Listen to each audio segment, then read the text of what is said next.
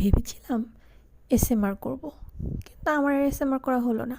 আমার বাসায় এত কথা বলে যে আমার এসএমআর করার সুযোগই পাই না আমি।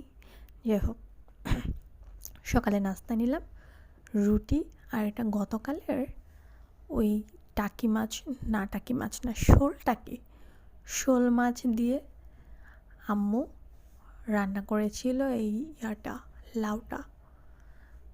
তো সকালবেলা লাউয়ের তরকারি অবশ্যই বাসি তরকারি ভালো লাগে বেশি, আর এত টেস্ট। অবশ্য টাটকা তরকারিটাও ভালো ছিল, কিন্তু যেহেতু বেশি রয়ে গিয়েছে, তো সকালে আমি আর আম্মু এটা দিয়েই নাস্তা করলাম।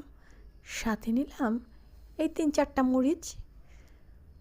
একটা মরিচ অলরেডি খাওয়া হয়ে গিয়েছে, আরও 3টা রয়ে গিয়েছে। ও, 5টা মরিচ নিয়েছিলাম, আম্মু একটা নিয়ে গিয়েছে। যাই হোক, উনি তো আর খেতে পারলেন না মরিচটা। তো আমি এটা যতবার খাচ্ছি, সাথে যখন মরিচ খাচ্ছি, মানে আমার কাছে মনে হচ্ছে জীবনের সব থেকে শান্তি।